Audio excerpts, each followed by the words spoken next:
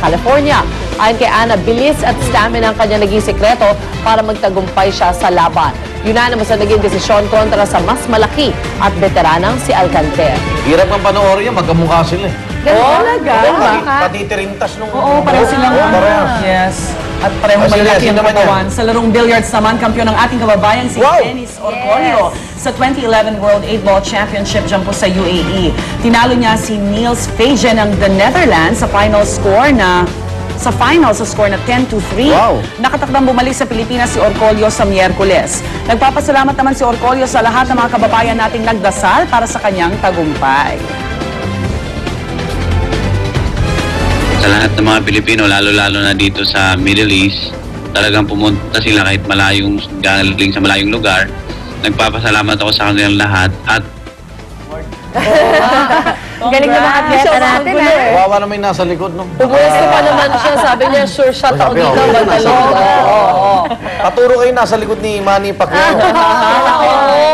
Kahit saan anggulo yun, nakalitaw yun. Bansang anino daw. May kausap sa labas ng camera. Samantala, naging makulay naman po ang Grand Float Parade para sa dinarayong Panagbenga Festival sa Baguio City. Muling dinagsa ng mga turista ang Session Road para sa parada. Kanya-kanyang gimmick ang halos 30 floats na ginayakan ng 500 dosenang bulaklak. At isa sa mga agaw atensyon sa parada, ang high-tech na float na inspired ng pelikulang Avatar. Ang iba naman, may mga nakakostume pang mga tao na sakay ng float. Ilang banda rin ang nagbigay aliw sa mga taong nanood ng parada. Diba? Anong pa naman ang Thanksgiving Day Parade? Isang galong mo dyan, bagsak yung lahat ng flow. Sige. Oo nga. Ganda, Bulaklak lang susuporta. Ano ginawa niya? Lumot. Good weather. Ganda, ganda. Hindi kasi yung weather kasi kaya makulay ang bulaklak. Yes. Malamig-lamig. Everlasting. Ang ganda naman bulaklak talaga. Wow. Galing. Gumaganda every year. Nice. Yung mga floats sa Panagbenga. At sa Pampanga naman, sinubukan ng mga kapuso nating Kapampangan na matalo ang record para sa pinakamataas na pinagpatong-patong na cupcake sa buong mundo. 5,000, oo nga eh. 5,000 pirasong cupcake ang kanilang hinanda na at pinagpapatong-patong para makabuo ng pyramid. Gawa ito ng mga mag-aaral ng Holy Angel University ng Angeles City. Umabot ng 15 feet ang taas ng cupcake pyramid na gusto sana nilang mapasama sa Guinness Book of World Records. Ang mga cupcake naman ipamamahagi sa mga kapuspalad. Wow. Sana meron din dito cupcake. No? Yum! Padala tayo. Padala tayo. Padala na lang. Ubus na yan. Kailan ba sinunod yan? After niya, binigay sa mahirap. Kapuspalad. Yes. Sulit. Bigyan na natin sa kanila. Ito naman puspusa naman preparasyon ngayon sa Hollywood at ilang oras na lang, awards night na ng 83rd Academy Awards sa Oscars. Nakagayak na ang Kodak Theater na venue para sa Oscars 2011. Maging mga giant statue ng Oscars nakatayo na rin sa labas at loob ng venue. At ang red carpet, of course, nakalatag na rin. Pinakaabangan natin dyan kung makakatanggap ng Oscars ang ilang mga nominado na may dugong Pinoy. Ito na, mga pagkiklaim natin, kabilang na dyan ang cinematographer na si Matthew Libatique para sa Black Swan. At tatlong Los Angeles-based producers na sina Stephanie Walmsley, Gigi DeMont at Stephen DiPianco para sa short film na God of Love. At sa acting category naman, nominated din for Best Actress in a Supporting Role ang may dugong Pinay na si Hailey Steinfeld para sa pelikulang True Grit. Yes. Sino mga boto nyo, ladies? At abangan po ang report mula kay Oscar Oida. Live Kodak Theater. Yung Matthew Libatique sa eve ng yung kahapon, nanalo na siya sa Independent Spirit Awards nung as Best Cinematographer. Wow! Congratulations! Uy, mahirap ilawan yung Black Swan kasi stage, tapos nagbabalik. Tsaka sobrang tipid daw yung movie na yun, kaya talagang less tools for him, kaya talagang naging resourceful itong si Matthew. Parang nakakatuwa naman ang daming mga Pinoy na nagsushine abroad, no? In sports and now dito rin sa art. On and off camera. Wala kasi hindi sila matanggap dito eh. Hindi, pag wala opportunity dito, labas. Ilan kaya sa kanila talagang sobrang connected sa pagiging Pinoy nila? Katulad kunwari si Apple Diap na parang anywhere dala-dala niya talaga yung pangalan na siya Pinoy na Pinoy. Correct. Okay, narito na ang pinakaabangan natin ngayong araw, February 28, 2011. Ano yan? Ang pagsasampawid ng aming kapatid na himpilan ng News and Public Affairs Channel, ang GMA Network, ang GMA News TV. Channel 11, libre po yan. simula ngayong araw, kahit wala kayong cable, mapapanood nyo na oras-oras ang mga pinakamahalagang balita. At meron din mga magandang palabas sa kapupulutan nyo na mahalagang impormasyon.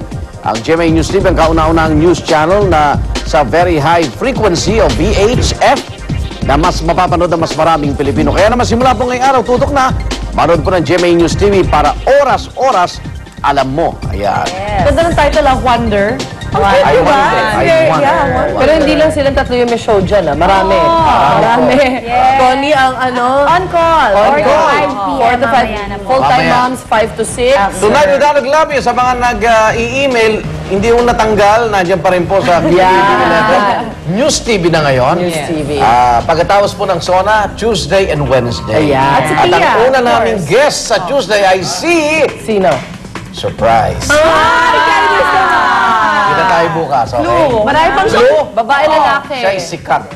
Ay, syempre. Artista ba? Siyempre. Politiko. Pwede, artista. Politiko, pwede rin. Pwede rin. At naging controversial sa unang hirit. Alam ko na.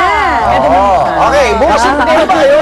Bukas na lang, bukas. Bye. Narito na hirit panahon ni Laban Nuwer. Love!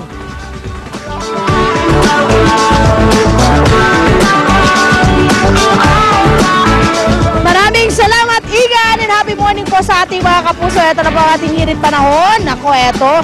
Meron pong namumuong low pressure area or LPA sa may 50 kilometers po yan ng north ng Hinatuan City sa may Surigao del Sur. At hindi lang po yan, marami pong inaabangang mga LPA ang ating pag-asa dahil marami daw pong namumuo ngayon. Pero nasa labas pa naman po ng ating bansa. Kaya naman po ang Southern Luzon, Visayas at Mindanao, makakaranas po ng madalas na pag-ulan na maulap na kalangitan na may mga kalat-kalat na pag-ulan, pagkidlat at pagkulog. Sa Metro Manila naman po at natitirang bahagi ng bansa, nagkakaroon naman ho or magkakaroon ng bahagi hanggang sa kung minsan ay maulap na kalangitan na may pulo-pulong pag-ulan o pagkidlat at pagkulog. At itong LPA na ito, ayon din sa pag-asa mga kapuso, Thursday ay magiging bagyo pero thank God dahil siya po ay makakalabas na ng ating bansa kaya hindi na po natin mararanasan ang kanyang bagsik kung sakasakali. Ang ating pong sunrise ay 6:14 ng umaga at ang ating pong sunset ay 6:04 ng gabi mamaya. Narito naman po ang mga temperature and weather conditions sa ibang bahagi ng Pilipinas. Tandaan niyo po mga kapuso, sa kahit ano pa mang hamon ng panahon, manatiling alerto at mahinahon.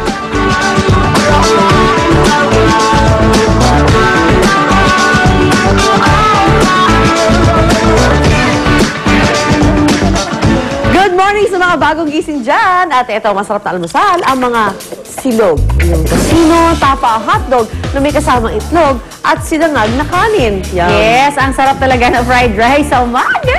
Pero ibahin nyo ang mga kapuso natin sa Santo Tomas, Batangas. Dahil ang kanilang almusal doon, hindi ho kanin, kundi mais. Wow, ito na yung mga pagkain queens. Yan kasi ang bida sa kanilang bayan, lalo na sa kanilang piyesta ngayon, ang Mahaguyog Festival na ihirit sa atin ni Monica Arn at Gino. Hi guys. Good morning.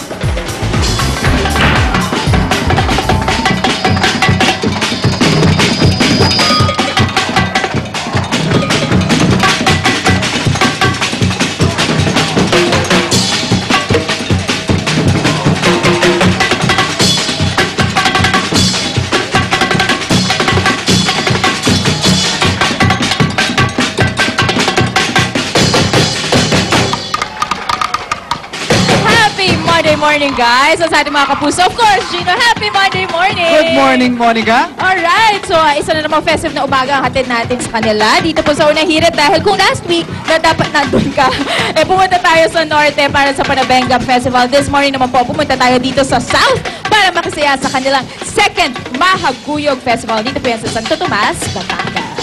Good morning, mga kapuso. Actually, Monica, hindi lang second Mahaguyog festival ang mangyayari din ngayong araw. Kung hindi, 345th Fiesta ng Santo Tomas, Batangas. Ayun naman pala. Pero syempre, hindi mo makakompleto itong morning na to kung wala ang nangunguna sa pakikifiesta sa mga Good morning, Gino. bagay-bagay. Good morning, Moik.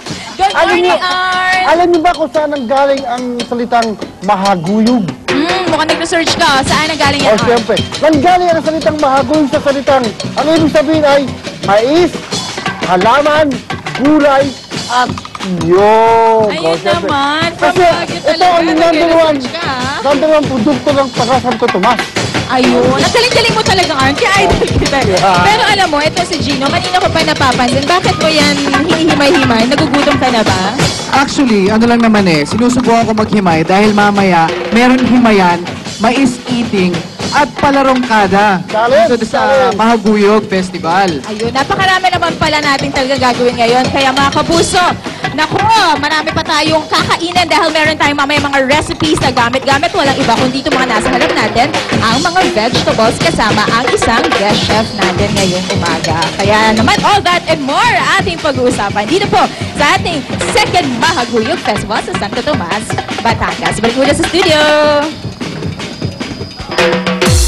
Okay, maraming salamat. Kaya para sa Suwabing Lunes, suwabe.